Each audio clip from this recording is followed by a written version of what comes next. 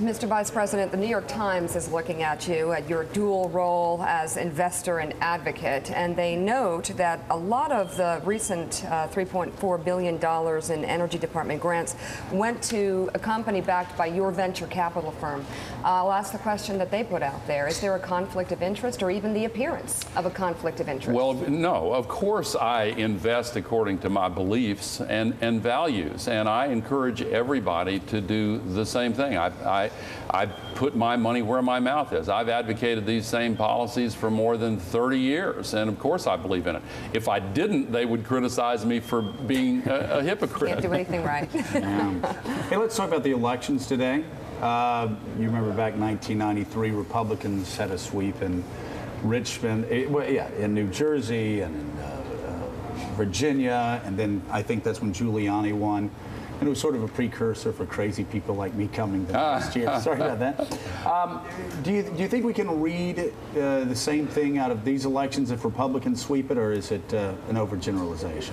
Well, based on some of the experiences I have, I'm a great believer in letting the actual voters make the decision. Right. Yeah, exactly. And I'll tune in tomorrow to hear what happened and what it all means. But today is the day for the voters to decide. Joe, you'll come back tomorrow and tell us what. Well, I don't believe I said that. But, that's fantastic. Yeah, I'll write it down. What time did you want to be on? You know, these guys should get a Booker salary also. Yeah, exactly. Yes, actually, well. So in the end, though, There's a line there that you didn't deliver. there is. There is. That was a lot. So tell us how you think President Obama is doing. It seems like he's getting it from the right. They're saying he's taking us towards socialism.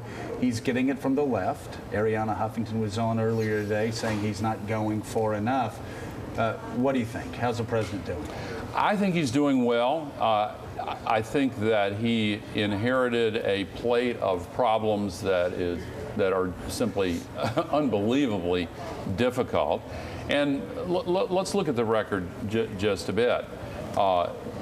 Coming into an economy that was in the deepest hole since the Great Depression, now, only 9 months later, we have technically come out of the recession, 3.5% growth in the last quarter. Unemployment is still a very difficult challenge, but he's continuing to fight that. I think he was wise to put so much of the stimulus into the green stimulus provisions. He has reassessed some of the strategic challenges that we're facing, and he's dealing with them. But 9 months on is too early to write the final verdict on how he's done on these challenges. I think that he's doing a really good job. All right, Al Gore. By the way, I got to say, we were on the train on the Acela from New York to Philadelphia, and I saw the vice president there. He called me over. I'm saying he wants to talk to me. He wants to talk to me. Go over there. 5 minutes later, he's got his laptop out, his Apple out, and he's showing me slides. And I said, this guy, and I commented afterwards, the fervor of, and Meach, you'll understand this being a Tennessee boy too, the fervor, seriously, of an evangelical with on a mission, and the mission is contained in this book. And two points. One small, one large. I didn't call you over. I got up and respectfully said, excuse me, you're former Congressman Joe Scarborough. It's funny. I thought I remember you saying, hey, boy, get the hell over here. I think he went, yo, you? Yeah. Second point, a large point. Yeah. I do have a lot of passion for this because 40 years ago, more than 40 years ago, I had the privilege of learning from a great professor. I never thought that it would become the mission and the cause that it's become. But really, this is far larger than any challenge we have ever faced.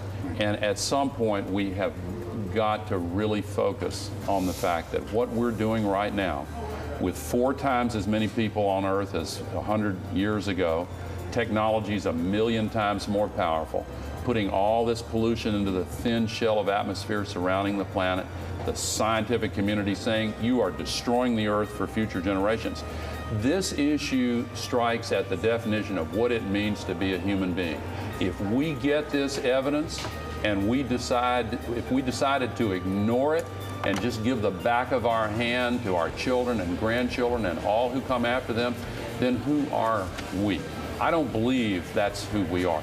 I think that we have the capacity, as we've demonstrated in times past, to rise to great challenges and to solve them. And this book, Our Choice, is a presentation of the solutions that will enable us to really solve this climate crisis, do right by our kids, and as I've said before, bring our economy roaring back in a sustainable way, and finally secure our national security interests and not be so dependent on these foreign energy sources. All right. Mr. Vice President, thanks so much for being with us. Thanks for having me. The book is Our Choice, and we will be right back.